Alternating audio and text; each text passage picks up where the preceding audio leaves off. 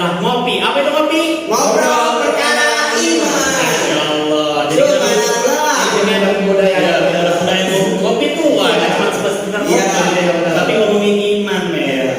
Dan di sini kita punya tema hari ini. Berkahnya menjadi apa? Orang berilmu. Kita bakal ngomong orang berilmu. Di sini gue bersama teman-teman gue. Ada Aki. Dan bersama Aki siapa? Nanda. Saya teman-teman. Dan saya masih jomblo adalah Ardi. Ya, di sini kami akan berbicara tentang menurut kami sebagai pemuda ini enaknya jadi orang berilmu itu apa? Menurut lo apa, Dan? Ya, jadi begini, menurut saya orang berilmu itu yang pertama di generasi kita, generasi anak muda. Jadi orang yang berilmu itu berkahnya satu, banyak teman. Kenapa? Jadi semua orang bisa berteman. Jadi kalau kita berilmu pasti kita mempunyai banyak teman tanpa memilih satu sama lain. Ya, itu pendapat saya. Oke. Nah, kata Awilan apa tadi? Orang berilmu banyak temannya. Ya. Orang berilmu itu kan berpikir biasanya. Biasanya kalau orang berilmu itu teman tuh pilih-pilih. Biasanya kalau pilih-pilih itu tak banyak. Ya, jadi gini. Orang berilmu tadi memikir. Jadi kalau tidak memikir bisa dikatakan orang tidak berilmu, orang bodoh gitu ya. Ya, yang namanya orang bodoh pasti dia tidak mempunyai teknik. Kenapa? Setiap kegiatan itu harus menggunakan teknik. Kalau orang bodoh dia hanya melakukan sebisa dia tanpa memerhatikan teknik itu. Terus kalau menurut lo nih kayak gimana? Orang berilmu kayak gimana? Orang berilmu, menurut aku orang berilmu itu gimana? Iya.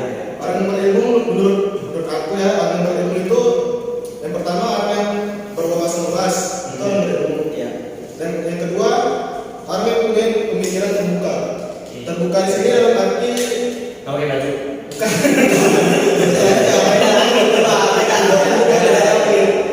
terbuka di sini berarti orang yang berilmu itu dia mampu mengeluarkan pendapatnya, menyampaikan pendapatnya untuk mendengar orang lain dan mendengar kritikan saran dari orang lain sehingga dia mengubah dirinya menjadi lebih baik lagi. Itu orang berilmu itu Subhanallah. Oke. Tiga. Nah itu pendapatku. Nah kalau menurut kau gimana nih? Kok nanya aja nih. Masih jawab. Pasti kasih Iya, kalau menurut gua berkahnya jadi orang berilmu tuh enak. Enaknya kenapa? Bercandanya orang berilmu lebih serius daripada seriusnya orang yang bodoh. Jadi ibarat kata ya enak lah gitu. Jadi ya karena apapun yang diomongin itu bisa menjadi pelajaran untuk kita sebagai orang-orang yang masih belajar ini kayak gitu. Kayak mungkin kalau ada teman buat jadi orang berilmu tuh kayak gimana? Kalau menurut saya nih orang yang berilmu itu bisa dihargai. Nah misalnya kita mau kemana nih ke tempat tujuan kita yang kita tuju. Nah di situ kita dihargai karena dia itu orang yang berilmu itu dia punya adab, punya akhlak. Nah di situ itu kita saling dihargai. Walaupun kita belum tahu orang sikapnya kayak gimana, kalau dia udah punya ilmu, kalau dia udah punya adab, nah itu dia pasti dihargai sama orang lain. Ya, boleh. Jadi orang yang berilmu itu lebih dihargai gitu ya. Jadi bisa dikatakan derajatnya lebih tinggi lah daripada orang yang kurang berilmu. Tapi jangan lupa selain berilmu kita harus punya adab dan akhlak. Iya. Seperti ilmu dan akhlak. Ya, itu harus berdampingan. Ya, Harus seimbang lah. Takbir, Allah. Oke, sebelum kita tadi buat podcast ini, kita udah dapet pertanyaan-pertanyaan dari netizen. Aneh sama kita. Iya. Coba kameramen tolong pertanyaannya dikasih tahu ke kami. Oke, apa hukum orang yang tertidur di waktu subuh dan bangun saat matahari sudah naik?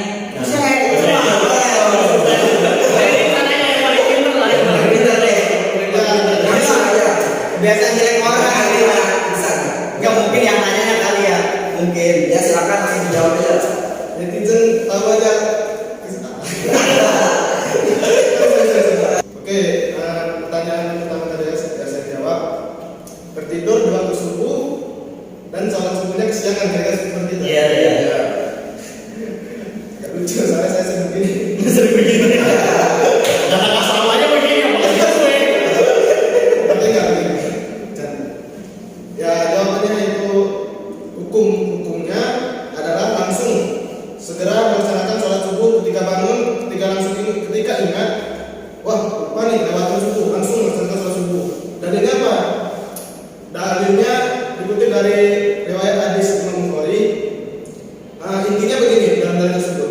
Ketika Rasulullah dan para sahabat sedang melakukan perjalanan, Bilal, salah satu sahabat Rasulullah, Bilal radhiyallahu anhu berkata, ya Rasulullah, engkau istirahat saja, biar aku menjaga kalian dan akan membangunkan saat waktu subuh telah tiba.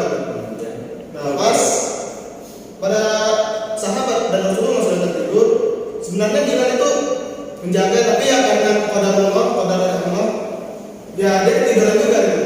Namanya capek dan perjalanan tidurnya ketiduran juga. Bisa kayak gitu ada hikmahnya sih. Dan ketiduran, dan saat terbangun mereka kesiangan, udah matahari sudah naik. Jadi Rasulullah langsung menyuruh Bilal untuk azan dari rumah, dan mereka pun dan beliau melaksanakan sholat subuh berjamaah dengan para sahabat. Jadi berdasarkan hadis di atas tadi yang telah saya sebutkan, jadi hukumnya itu sebenarnya boleh, tapi ya jangan keseringan. Ngapain juga? Islam itu mudah, tapi jangan digampangin. Ya, Tapi jangan kita sampai kayak gini. Misalkan kita sering begadang, terus sengaja nih biar dapat kemudahan itu malah kita tidur jam 3. Habis itu di subuhnya jam 11. Nah, kan nggak boleh. Subuhnya jam 11. Nggak boleh, itu sengaja. Masakan subuh juga Ya, subuh itu pembelian dubur itu. Oke, lanjut Mas Bunda, kameramen. Oke, ada pertanyaan lagi nih. Bagaimana menyikapi berteman dengan orang kafir atau orang non-muslim? Ini Kayaknya seru. Ya. Nendang nih. Bentar. Kafir ya? Kafir ini apa dulu nih? Kafir itu Artinya apa ini? ini ya, kafir itu buat teman-teman yang masih merasa aduh kayak terlalu kasar. Kafir itu adalah dari kata kaf, fa dan roh, yang artinya hati yang tertutup. Kalau dalam bahasa Inggris cover disebutnya tertutup. Bisa gitu.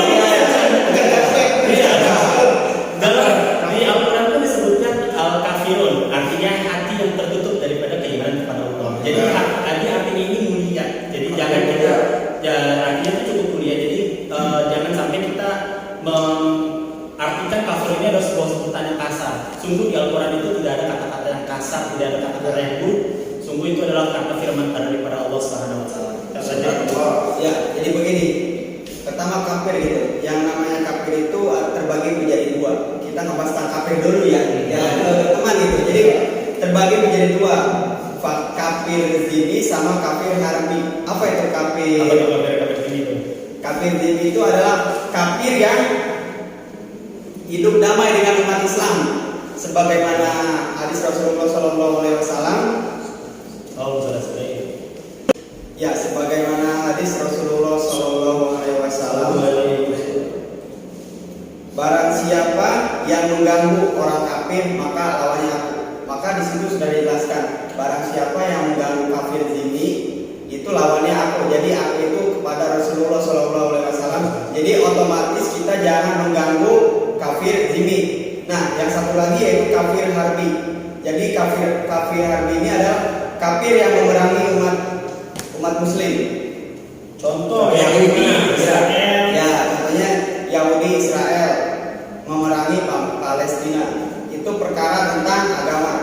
Nah, jadi menurut saya, pendapat saya pribadi, kalau masalah berteman dengan non-muslim ataupun kafir itu boleh-boleh saja. Yang terpenting kita jangan mengikutkan masalah kita dengan keagamaan mereka.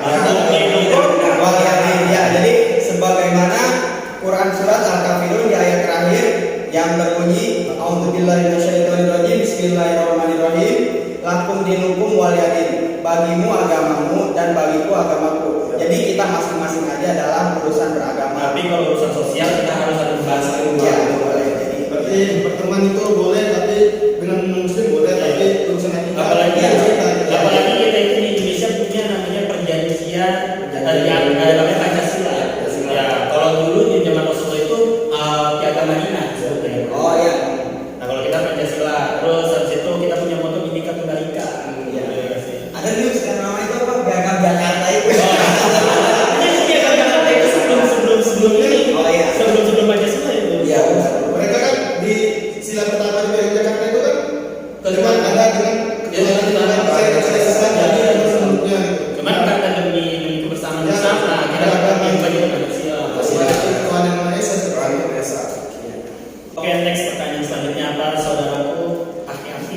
Oke, pertanyaan selanjutnya, apa kriteria orang disebut kafir?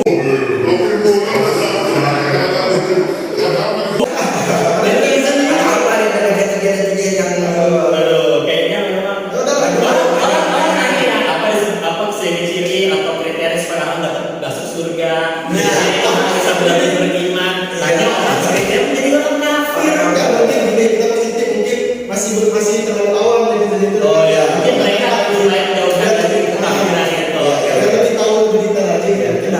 Oke, itu siapa yang jawab? Tambah main kalau menurut saya itu kriteria orang disebut orang kafir itu yang pertama itu dia melakukan kesirikan. Nah, contohnya itu seperti pergi yang ke sisi yang dukun, contohnya kayak gitu. Dukun itu dia melakukan kesirikan. Nah, kayak kita mengajukan kesirikan ke pergi dukun itu kayak mau cepet kaya. Nah, supaya kita kaya Ini ya,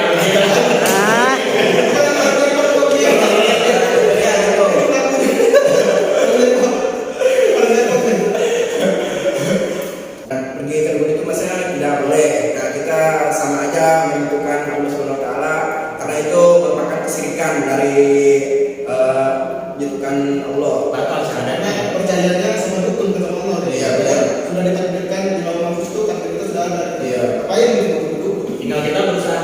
Iya, tawakal. Yang kedua itu yang mengatakan semua Tuhan itu sama, tapi cara beribadahnya itu berbeda. Nah, ada 4 nih, Al-Quran, terus Zabur, Taurat, Injil. Nah, yang dari Yahudi, Nasrani, berbagai agama itu berbeda-beda cara beragamanya. Kayak kalau menurut agama Islam, nah agama Islam itu sangat mudah, tapi jangan dipermudah-mudahkan. Nah, kita itu dari beragama Islam ini cara mengucapkan syahadat itu pasti masuk agama Islam dengan cara mudah. Tidak ada perangan, tidak ada ini. Berarti masuk Islam itu gampang sih. Ya gampang. Baca syahadat.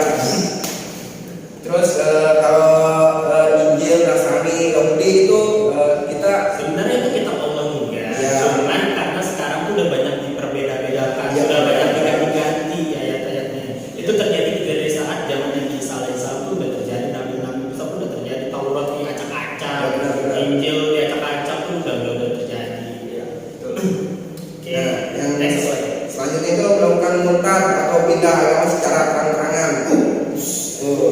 Kalau menurut kalian gimana tuh? Kalau secara murtad tuh? Kalau murtad tuh udah batal. Level ekstrim. Iya, ekstrim banget. Orang pergi ke dukun mungkin masih bisa dimaafin, ini murtad ya. Itu secara terang-terangan. Misalnya tidak boleh. Tadinya sujud di bawah.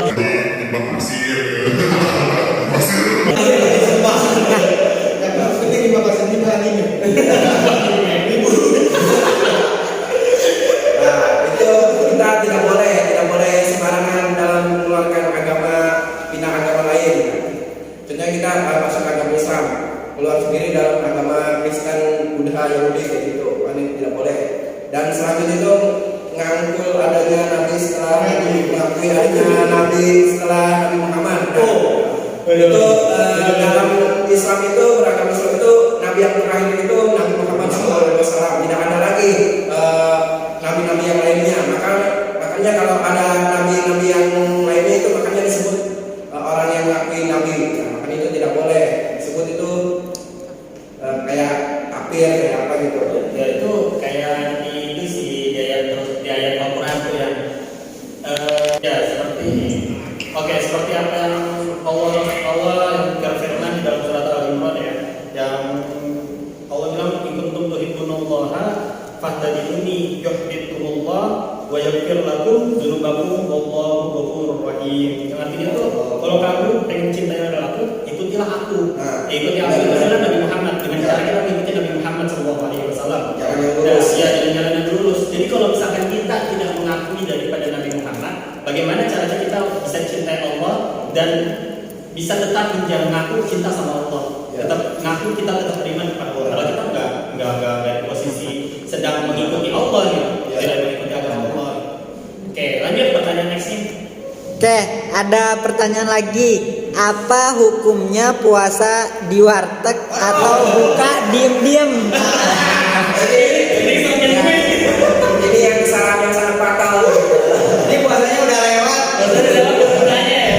Oh, mungkin punya pikiran pertanyaan itu pas dia puasa. Mungkin dia nggak lulus.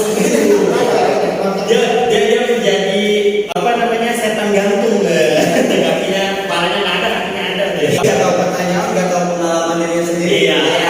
Tapi sebenarnya Kalau bilang ya sebenarnya ini hari ini terkesan lucu tapi ini sangat serius. Iya, iya. Jadi dosanya besar karena puasa itu kan ibadah wajib. Iya. Termasuk rukun Islam. Jadi sangat dosanya besar itu. Walaupun kedengarannya seperti lelucon ya. Iya, iya. Cuma Benar. dosanya coba tolong dijelaskan. Jelaskan coba. Gue ini Iya. Siapa lagi? Sekarang ya mentang-mentang gue yang sering melakukan ini ya. Iya, iya. Enggak. Oh ya. Ya, jadi puasa di warteg itu berarti dia nggak puasa. Bagaimana bisa? Iya. Kan nggak puasa, tapi ada di warteg. Ya mungkin maksudnya di waktu itu nggak makan. Mungkin. Iya, palitan nasi gitu. benar kenapa? Iya. Lalu itu hukumnya haram, nggak boleh. Itu kita wajib nanti melakukan fidyah yang pertama atau memberi makan orang yang kurang mampu. Yang kedua kita mengganti puasanya itu. Ya seperti yang ada di dalam hadis Rasulullah SAW, bahwasanya kita itu dibangun satu di antara 5 perkara. Yang pertama adalah percaya akan Allah, bersaksi akan Allah dan Nabi Muhammad, terus menegakkan sholat, membayar zakat, berhaji ke Baitullah dan berpuasa di bulan Ramadan. Jadi kalau misalnya kita tidak berpuasa, bagaimana kita jadi orang Islam? Karena salah satu rukun Islam. Itu salah satu rukun Islam. Lalu jika kita tidak menjalankan puasa, ya tadi kita harus membayar fidyahnya, memberi makan orang yang kurang. Iya. Nah, sama kita harus membayar puasa itu double. Ya. Iya. Fidyahnya double. Itu yang ada dalam surat Al-Baqarah 184. Nanti bukanya sendiri ya. Udah Kasih tahu yang kita. bisa Mungkin kita tutup dulu yang hari ini ya, karena udah makin parah pertanyaan-pertanyaannya. Nah, Udah mendalam. ya nanti next kita kita buat lagi kopinya, kita lanjut lagi kopinya. Walaupun tambah kopi, saudara. Kalau ini masih kaki. Semarang kopi. Jadi kopi ini nggak ada maknanya nih. Ya apa? Ngobrol punya radio. Jangan lupa untuk terus dukung dan subscribe like comment.